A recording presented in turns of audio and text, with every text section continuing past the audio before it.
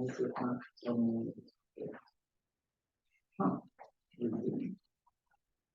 go ahead. Okay, good afternoon and welcome to the San Mateo Arboretum Society monthly seminar. Today's seminar is on rainwater harvesting and rain gardens with Shelkie Tao. The program will last for about 60 to 90 minutes and will be recorded. Feel free to interrupt to ask questions. A few days after the presentation, you will be emailed a link to the recording and to an evaluation form to provide feedback. Questions will be answered during the program for those on Zoom as well. So the Zoom people will need to click on the chat box icon at the bottom of your screen if you want to submit any questions. So I am here, Francesca. My name is Francesca. That's Sue over there, and Kevin, and we are the volunteers here. And we will be, if you need anything, let us know. For example, if you need a pen to write the evaluation. Okay, before we start the workshop, some information. On your chair, there is an evaluation form. Please fill and return it as we use the suggestions to organize our future events. And there is also a list of all the programs held in the coming month. The nursery is open from noon to 2 p.m. You could go and get some plants there. 3 p.m. Noon to 3 p.m. and you can get some plants there. They accept credit, debit, Apple or Google Pay. No cash is accepted. The nursery is staffed by volunteers and the nursery might occasionally be closed. So for this, please check our website or call the Arboretum at 650-790-536 extension 2. Please check out our fairy garden, our native and dog-friendly garden, the rose garden, the Victorian garden with this gorgeous fountain, and the demonstration gardens, the butterfly and hummingbird gardens, and maybe a rain garden now. We also have various pamphlets for our various pamphlets. There is this one, membership information. There is the rose garden and the brick inscription pamphlet. There is the San Mateo County Bird Alliance pamphlet, and then there is our monthly newsletter. You can also get it online. Today we are pleased to have Shelkie Tao with us to give us a rundown on how to harvest our rainwater. Just some information about Shelkie herself. Shelkie Tao is a landscape designer and founder of the waterefficientgarden.com, an online landscape design business specializing in creating beautiful and sustainable gardens using primarily low water native plants. With over a decade of experience in Silicon Valley's high-tech industry, Shelkie brings a unique perspective to her work, focusing on developing innovative, water-saving, and ecosystem-friendly solutions. She holds a certificate of achievement in environmental horticulture and design from Foothill College and an MBA from the UCLA Anderson School of Management. Some fun facts about Shelkie is that she is an avid marathon runner and hiker. She finished 21 marathons in like 8 years, including she went for the marathon in Paris, New York, Berlin, and Chicago, and Australia. She led a team of 15 people to successfully climb the summit of Mount Whitney, arriving at the peak at the same time with everyone. Thank you, Shelkie, please come. Thank you, everybody, for listening. Yay! Hi, thank you. Thank you, Francesca, for your introduction. Welcome to the today's class, rainwater harvesting and rain garden, a topic that's really near and dear to my heart. Could you speak a little louder, please? Okay. I have been designing rain garden for almost 10 years now. I would think I'm one of the pioneers of designing rain garden in this area. So rain garden has become more and more important because after the 3 megajoules we face in the last 10 years, people are realizing more and more that we really need to reuse every single source of water that we have, and rainwater is one of them. Before, right, it's like, oh, rain comes and then it will just run off, and it did not give too much, it was not given too much thought, but now it's different. Rainwater as this one source of water from nature is one very valuable source, and we should take the full use of it.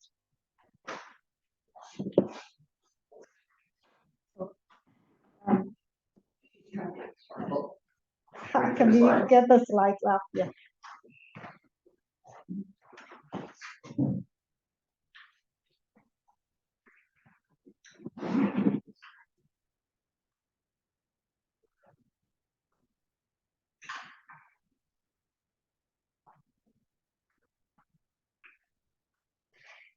So we are going to talk about the rainy season, which is coming up very soon.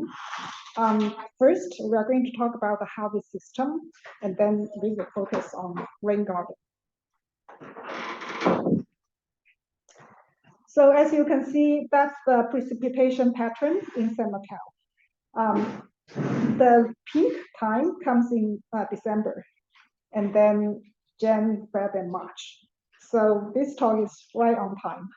We are just at the beginning of the rainy season. So if we want to reuse all that rainwater, now actually is a very good time, if either to get a rain barrel or to think about a rain garden. So here, let's talk about rain harvesting first. So you can see this is a graph that shows the general idea of the rain barrel. So you can see that when it rains, all that rainwater will go down the spout, and supposedly that rain barrel will collect that rainwater, and then we can reuse it later.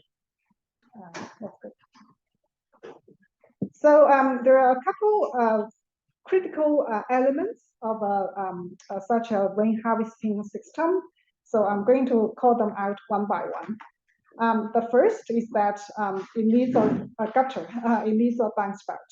That's no one will climb up to the roof, right, and get all that rainwater. So it needs to be at the front of the house or perimeter of the house, at a location where it's easy to put the rain. It will be easy to have a rain barrel. That's number one. Number two is that it needs to be on a solid foundation, at least 6 inches off the ground. Let's go to the next one. So that foundation can be anything. It can be bricks like that, can be concrete. For me, my favorite is this one. It's very easy, very quite cheap, and just anyone can put something together like that. Concrete, usually it's, for me, it's a big no-no because it's not permeable. It's just not that environmental friendly. This kind of like setup is much better and easy to do as well. So that's the example of the foundation. Here it shows, that's called diverter on the left. That's how you kind of like divert the water, rainwater, into the rain barrel. And the number one, obviously, that's the downspout. The next key element is that all the rain barrels, they need to have a solid lid or screw. That's required for several reasons. One is child safety. That's number one. Number two, the very important one is for vector control. For the mosquitoes, with water in a bucket like that, if you don't do anything, it can very easily attract mosquitoes, and no one would love mosquitoes at the house, right? So that's the main thing. Along with that, you should also drain regularly after, right, after the rainy season. Pretty much, we should not let water sit still in a barrel like that for too long. And then the next one is that it must have a kind of like a drain valve or a spigot. That's the only way for that rainwater to be used. You can either connect that with a hose or just use a bucket. The key thing here is that you should not open the lid and take the water out that way. That's a no-no. The lid should be on all the time for the reasons we just talked about. So that's number 3 and number 4. Next. Oh, we already showed that. The next one is the overflow. That's also an important one. When we have that much water, right, we need to have a way for that water to flow out. So that's that pipe there, that white pipe. So when the water reaches at the top of the barrel, it can just flow out from this pipe. You can go to a place that water can go down relatively quickly, or a rain garden. A great setup for our next topic. Cisterns are just big rain barrels. Those are more for like institutions, they have huge buildings and lots of rainwater. The basic principles are the same as the rain barrel. It's just much larger. I'm not going to go into details. The principles are pretty much the same. Okay, now let's focus on rain garden. So what is a rain garden? You can see that blue oval bean-shaped area. That's a rain garden. A rain garden is an area that's about, it's a shallow depression in any front yard or yard part of the garden in the ground that's connected with a downspout. So when it rains, the rainwater will just go back. You just flow. So suppose we build 2 shallow channels. So it will connect with the rain garden, and then all that rainwater will just flow into the rain garden during rain time. So that's the basic concept of a rain garden.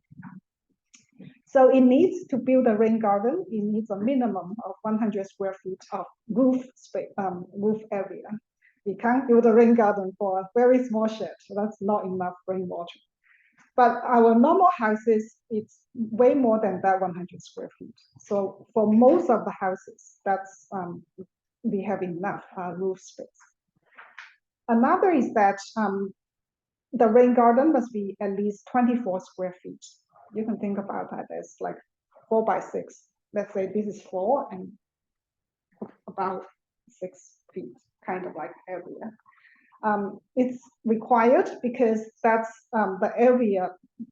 The area needs to be big enough to absorb all that rainwater. If that's too small, just a small hole, right? Then it can't absorb in time, so that you will have all the overflow of that rainwater.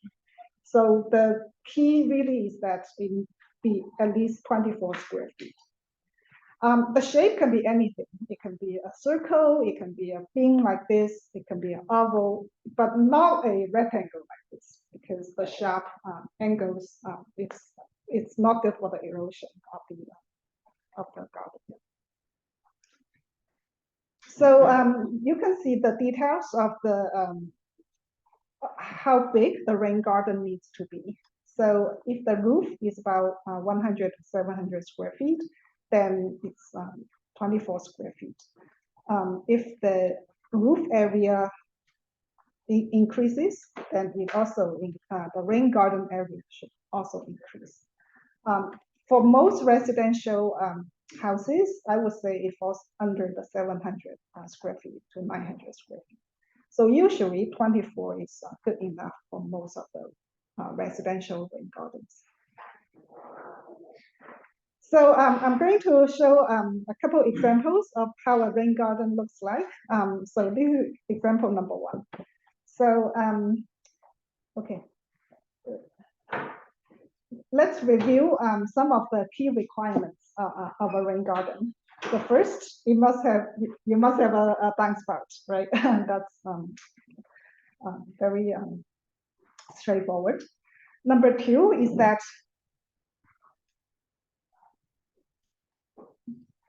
it must be at least 10 feet from the foundation of the house, at least, because you don't want that to damage the foundation, just don't have too much disturbance during the rain time.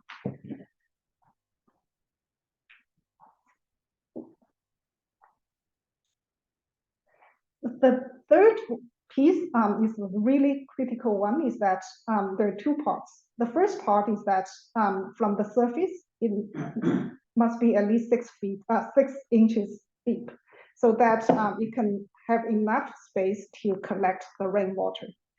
We call it a depression. That's what depression is. It must be depressed by at least 6 inches, so that when the rain comes, it has all that space to let the water go down. And then underneath that, this whole brown layer, when we are building the rain garden, we should dig out at least 1 foot, 12 inches of the soil, and then mix in 3 inches of compost.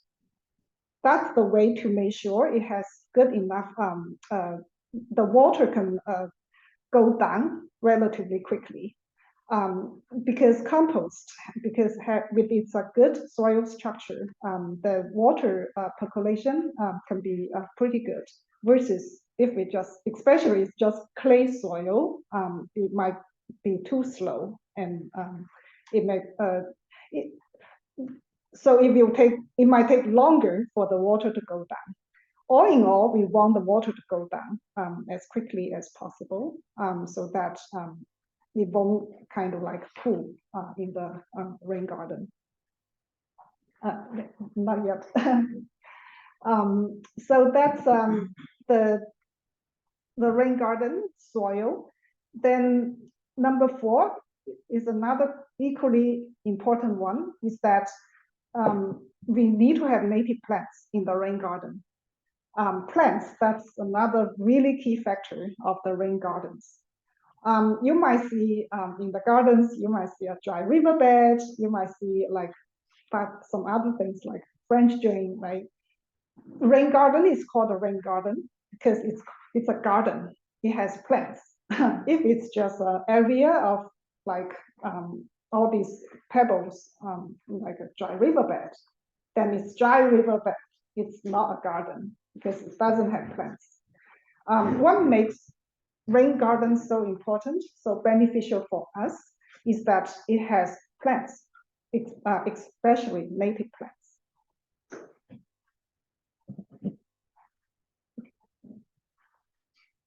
So let's look at the real example and where those elements are. Number 1, there's a downspout right here. That's the downspout. Number 2, it's at least 10 feet away from the house. Number 3, it's not very obvious, but the surface is about at least 6 feet under. And number 4, it has all these plants.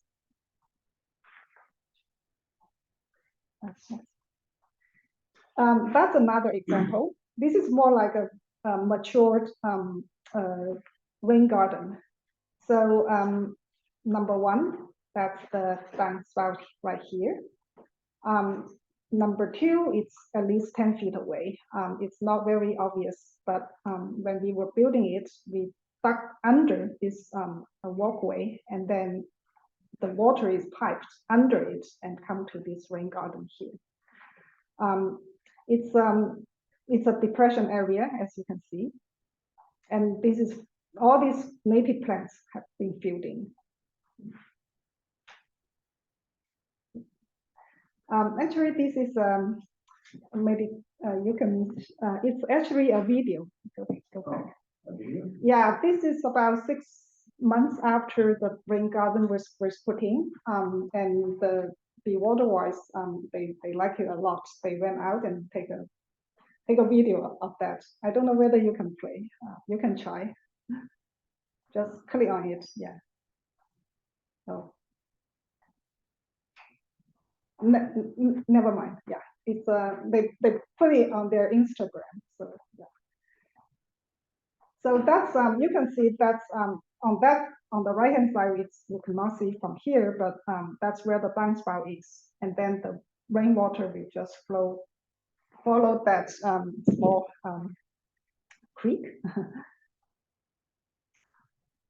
Yeah, follow this one and then flow into the rain garden right here. Oh, that's the big. Is that okay? There it is. That's Yeah. really- Oh, okay, wonderful. Yay.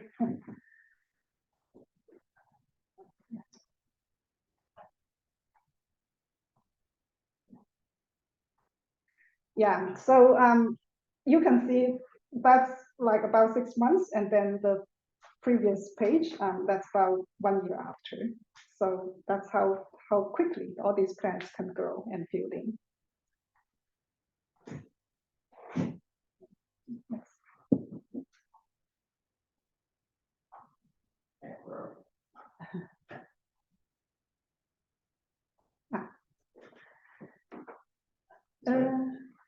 Okay, so okay, good. Okay, so as we mentioned, it must be at least 10 feet away, and also it should be 3 feet from the public sidewalks, and 5 feet from the property line. So these are the requirements for a rain garden. Also, ideally, it should be on a flat or sloped, gently sloped area, so that the water can just flow into the rain garden. That's the whole idea, right? To let water flow into it. If it's up hill, then it's a little bit hard.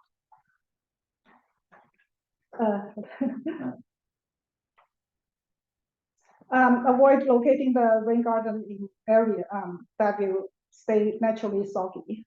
So let's go to the next page. So how can we be sure, right, that the water can go down quickly enough and we can build a rain garden? So we can run a percolation test. So you dig a hole about 1 foot deep, and then fill that full with water, and just time it and see how long it takes for all that water to completely go down.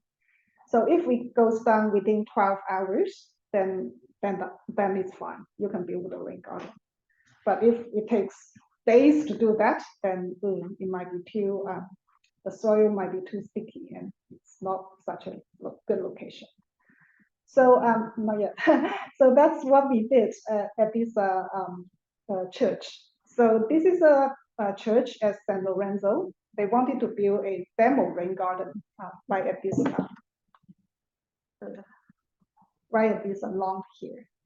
But they were really not sure that's an ideal location, because we are talking about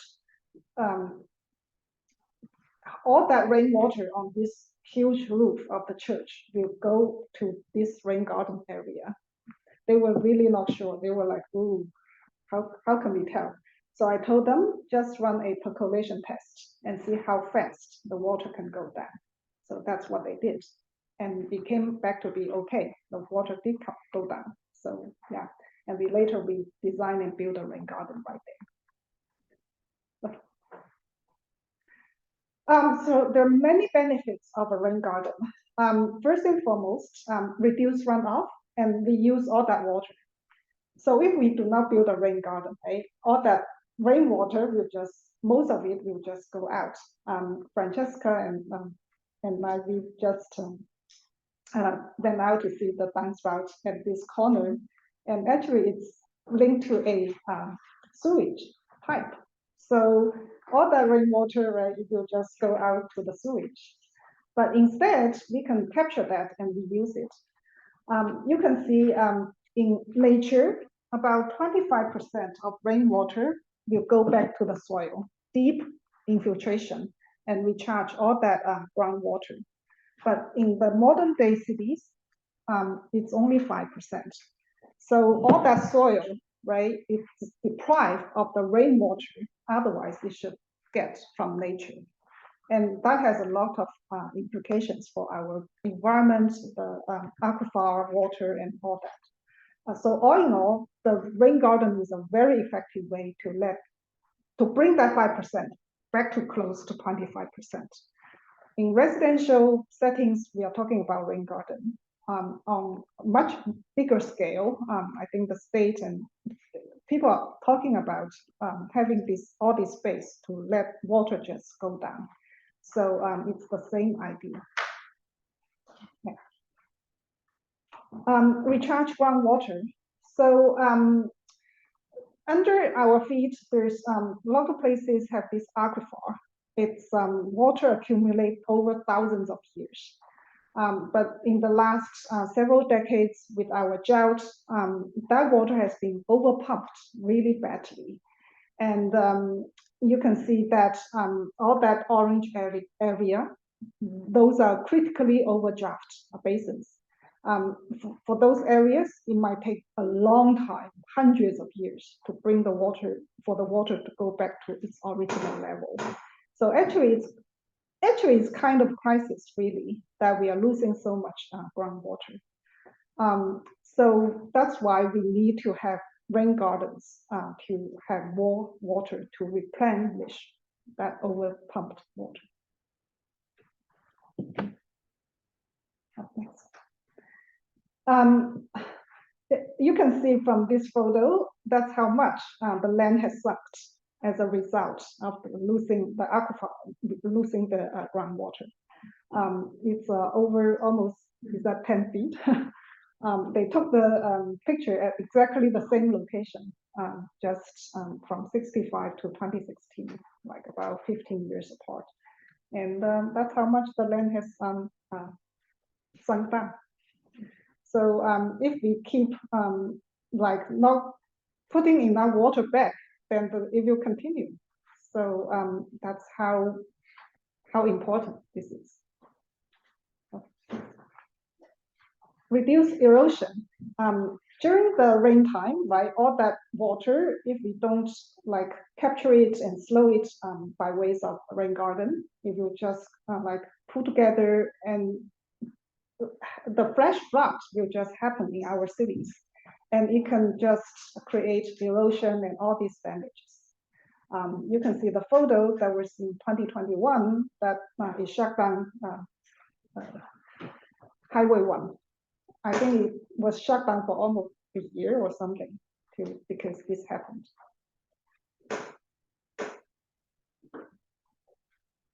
You can filter out pollutants. So when it rains, you can see when all that water flows over the surface of the streets like that, it will collect so many pollutants like machine oil, pesticides, all these chemicals in that water. And all that pollutants will just flow to our creeks because the storm drains, right? There's no treatment. And anything that goes in there, will go to all the waterways and the ocean. And it will really harm the marine life and all the wildlife there. But if we build a rain garden, as you can see, it will go through that thick layer of the soil. So it will really filter out all that pollutants before it goes back to the aquifer.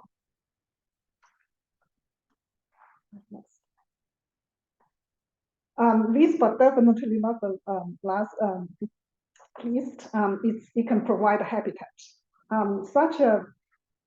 Just a couple plants, it can provide so much food to the pollinators.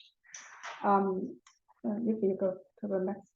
So when I went back to visit the garden, I can see this big fat bee right there. It was so happy. It's like stopping from one flower to another flower. Like it's a native, I think it's called valley bee. I need to check the name, but it's a native California bee. So you don't usually see it on other plants. Okay. What are the purple flowers? That's called a California exter. California. We have them for sale. Oh, okay. Yeah, I think I saw one. Yeah. You don't see that kind of the bees stay on other flowers because this is a native bee. It only knows the native plants like California extra as well. All the other rosemaries and they are like, no, those are foreign flowers. We don't know them. So that's why we highly recommend that we plant native plants in the rain garden and then provide a habitat for all these pollinators. You can see that in 34 and 40, 34% of plants and 40% of animal species in the US are at risk of extinction. That's alarmingly high rates. And then here, California, we are home to 40% of the North America's native bee species. But if we don't give them enough habitat, those 40%, some of them will face the risk of extinction. So the best way one of the best ways we can address that is build more gardens and put in more native plants. So to design a rain garden, I think the best way is to incorporate it as part of the Jiaotaoren garden. So now everywhere, San Mateo as well, if you take out a lawn and put in a Jiaotaoren garden, I think you can receive a rebate of $2 or $3 per square feet. And in that Jiaotaoren garden, it will be great to include a rain garden like that. And it's not a real garden. It's just about 24 feet as square feet, as we talked about.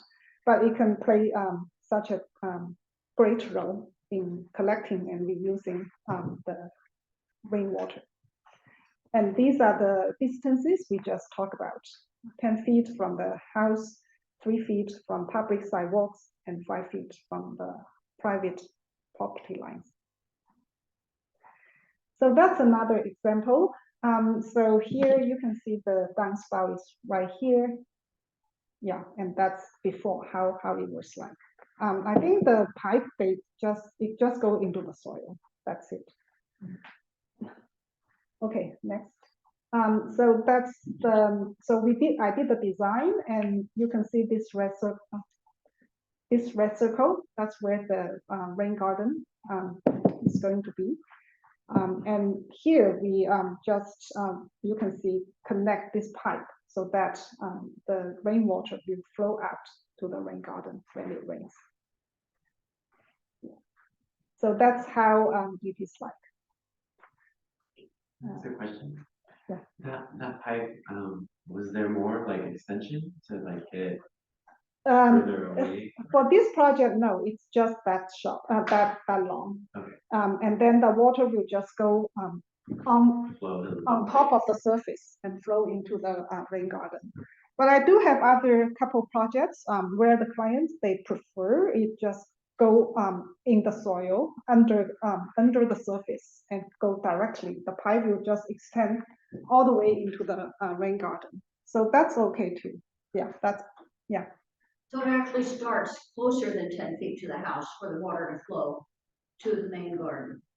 It must be at least 10 feet. But that pipe didn't look like it was 10 feet long. Oh, the pipe doesn't need to be 10 feet. Right, but the water coming out of that pipe. It's just the Garden. this edge to this edge must be 10 feet. The pipe doesn't matter. It's yeah. That's how when it was first finished. Next, and that's about couple months after, I think. Next, yeah, that's a closer look. So as you can see, it's part of a bigger front yard garden, and that's all the California native plants. Okay, so this is also a rain garden. The thing about it, the special thing about it is that the homeowner did it all by himself. So I designed for him, but then he just DIY'd it. So this is the downspout, as you can see on the side of the wall, and that's how the front yard is like, and that's the design I did for him. So you can see that's where the rain garden is designed to be. So yeah, after the design, so I just outlined the rain garden and the creek for him. And he did the shim mulching using the cardboard boxes. So he dug out the whole area. And he just connect the pipe and then dug under the sidewalk and then connect the pipe out to the yard like that. And that's how, and then he covered the whole surface with pebbles. So that's the usual way of, the pebbles are, that's the materials I usually use because that can prevent the erosion. So yeah, and then, in my design, it has all these native plants, so I place out next.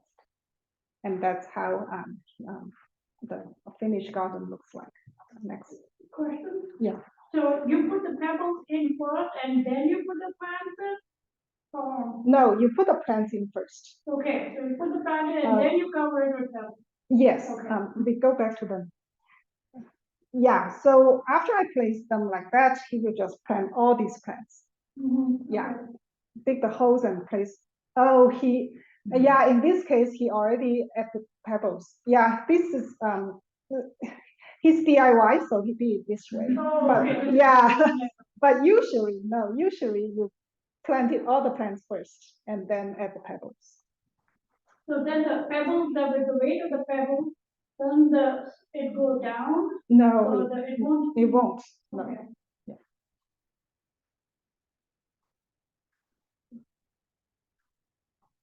So yeah, that's one more example. So this is before, and you can see the downspout is right here. Next. So yeah, that's how the rain garden looks like. We added this pipe, and then you can see very well, but it's that small river here, and then it comes all the way to this rain garden here.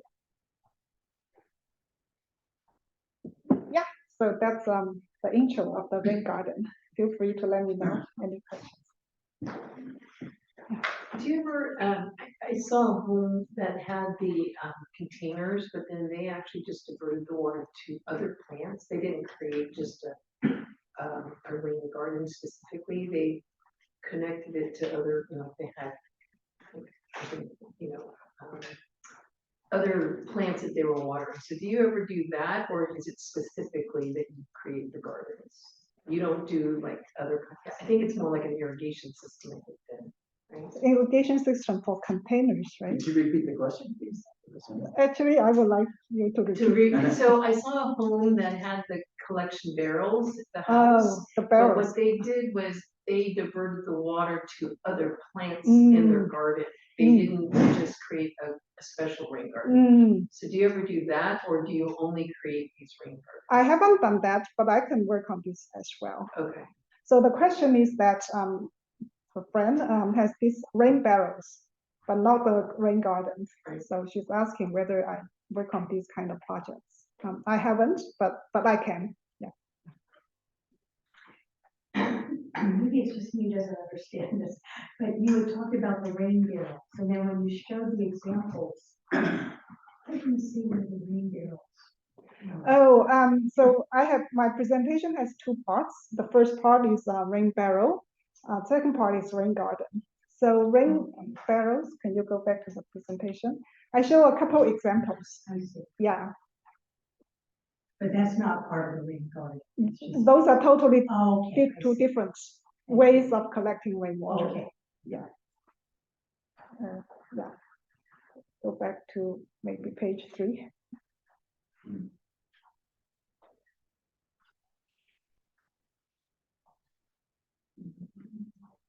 Yeah, Okay, that's an example of a rain barrel. I see. So these are two different ways. I Yeah, see. but in terms of effectiveness, rain garden is much more preferred because you can reuse so much more rainwater. A rain barrel can just collect this much. Yeah, and as we just talked about, it's so critical to let the rainwater go back to the soil, and the rain garden can do a much better job for that. Where does one get these rain barrels? I think the water agency usually provides some kind of rebates. I need to check. It was on our last two email blasts. Yeah. They've been having a special on rain barrels.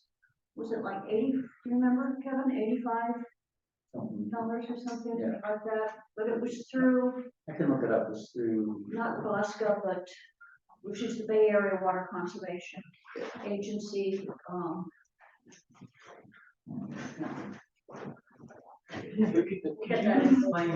Could you explain the foundation? You had a picture of a rain barrel foundation, and you said that was your preferred one because it was easier. But I didn't understand what the parts were, how it was made. Maybe you could describe. I think, yeah. Oh, he needs to put that back. To make, for that one, I think is that you have this foundation of some river rock, and then you just add those 4 bricks there, and that's it. That's by just looking at the photo. Okay, so just Yeah. Yeah, why are rain barrels almost plastic? I realize that they're light, but why are they all plastic? It's not environmentally friendly. Yeah, I think they are light and also cost-wise, right? Otherwise, if you use steel or background, the Right. cost might be too high for most people. It's unfortunate. But that's a good point. That's why another reason I will say rain garden. Right. To the extent possible, if you have the space, it's always preferred to have rain gardens. I have stainless steel tanks, but I've only found a supplier in Texas. Oh. So then, it would take a bit to ship it. And yeah, and then And the weight. it's at least, it's like $1,500 compared to like 800. Right. So it was closed today at the rain barrel rebate, or by popular demand, the rain barrel bulk program is back. it just says discounted, it doesn't say. Yeah, through November 8th this year. What water company is it? Is it Cal Water? No, it was through Flows to Bay. Flows to the, is that? San Mateo Countywide Water Pollution Prevention Program. But if you probably Google Flows to Bay, Mhm. should be able to get it. We have a couple of questions from Zoom. Let's see. There, you see that? Oh, yes, you can. You can put a gopher net at the bottom of the rain garden, just like the other area of the garden. Yes, you can. Oh, the question is, do you install anything to prevent gophers from digging, eating the plants? What is the average cost to install a rain garden? So the first part, yeah, gopher net, that's the answer. Average cost.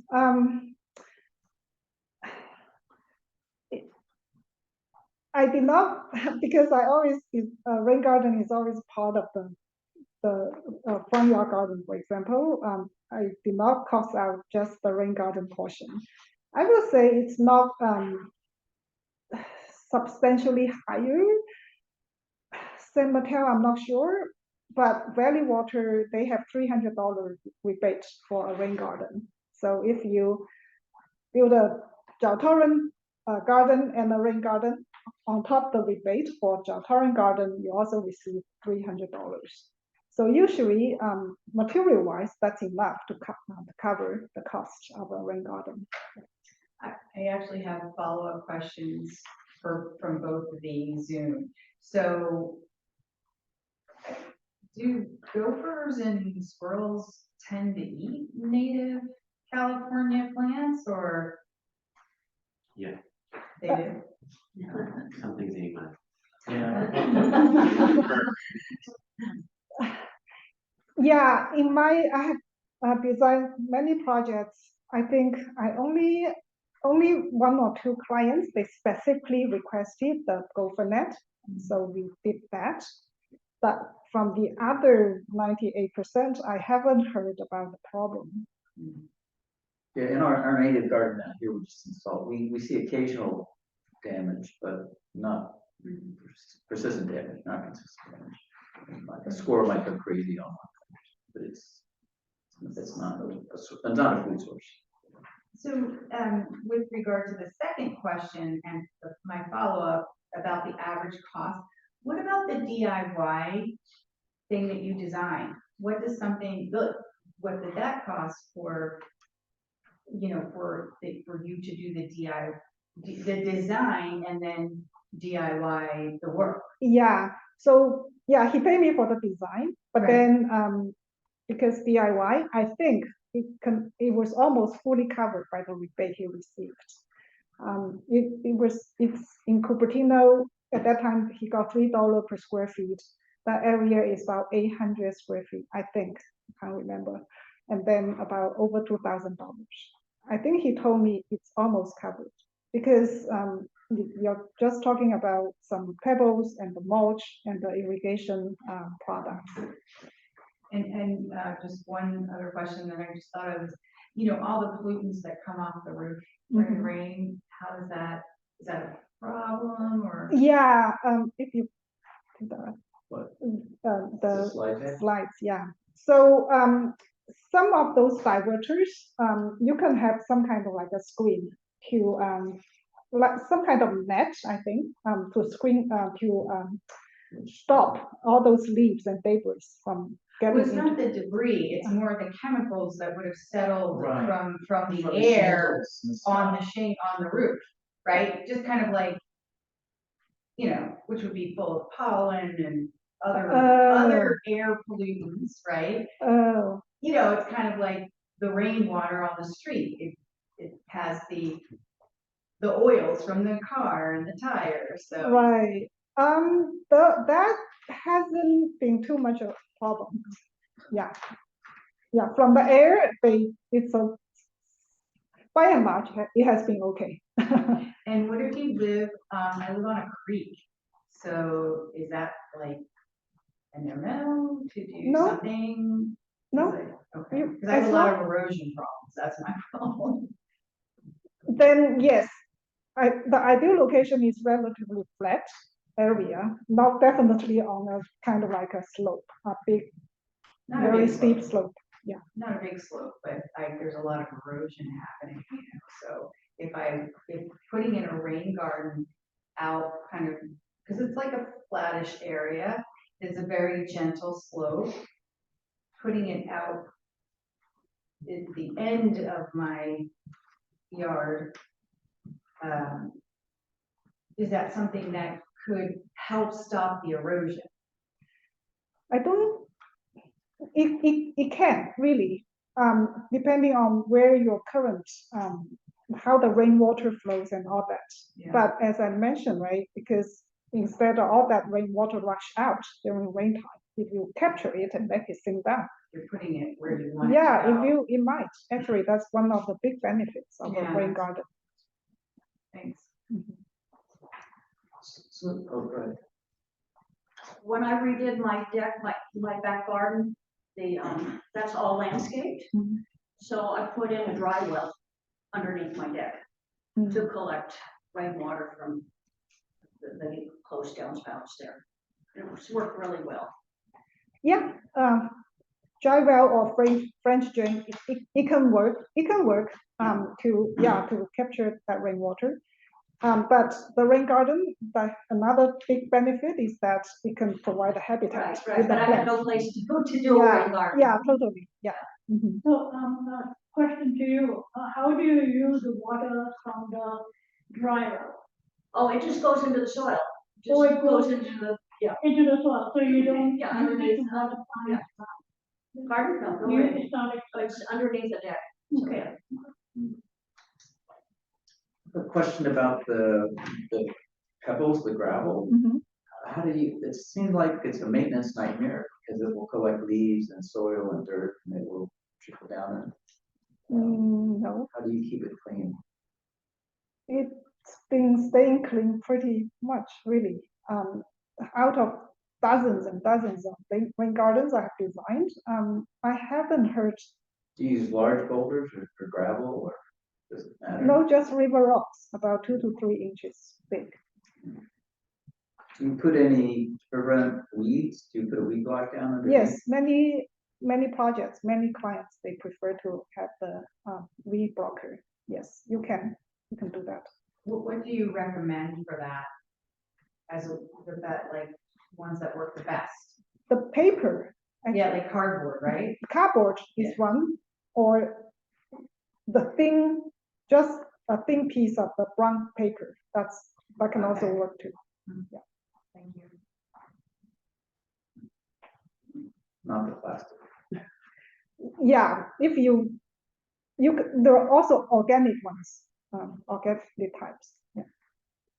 What are some of the plants you would recommend putting in a rain garden? So the California aster is a good one, although it's not drought tolerant. That's why actually you cannot find it in the in the qualified plant list. But I still use it because, as you can see, because it can take a lot of water. Okay. Aster is a good one. The iris, The monkey flower? monkey flower is another good one. Yeah. Mhm. Monkey flower. What do you say, qualified plant list? What is that? So to receive the rebate, you can't just plant any plants. The plants planted must be from this qualified plant list. That's on Bosca's website. So it's a Bosca. I think so. Qualified. Yeah, but those are all low water plants. What is Bosco? I'm sorry. Bosca, The area They- water is for conservation. Bay Area Water Service Conservation Agency. so they are a big, like, overarching organization with all these member agencies, and I think San Mateo is one of the members. Are you on our mailing list? Yeah, I mean, I'm a member, so, right? You get the newsletter. Yeah, Newsletter, and then monthly we send out announcements about talks. oh, yeah, And then those, yeah, and we list things like that. thank you. Go back. Yeah, I find this. Okay. Yeah, this flyer is one of the earliest rain gardens that I designed, but you can see that in the middle, those red flowers, that's where the rain garden is. And then we just place all the stepping stones so that you can walk around it. So it's connected to the downspout on this side, and then all that water will just flow into middle area. One thing I want to say, it's from a kind of like an old time, and at that time, I still call it water efficient garden without the S, but now it's all water efficient gardens. So if you check the website, it's just add the S, waterefficientgardens.com.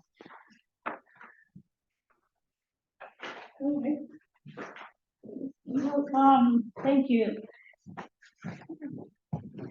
Thank you, Shelkie, for this lovely, very informative, interesting seminar. Please join us for future seminars and workshops. Our next workshop is going to be on making holiday wreaths. But that's only via Zoom. The rest, the in-person one is all taken up. In January, we'll be having the rose pruning workshop. So please come for that or sign up. Also, please sign up for our newsletter, our membership. We are always looking for volunteers. And if you have a membership with the Arboretum, then you can get 10% discount at the nursery here, as well as in other places like in Wegmans or Golden Nursery, and there are some other places where you can get 10% discount. Well, thank you very much. The seminar is over, and Thank you for coming, Shelkie, all this way.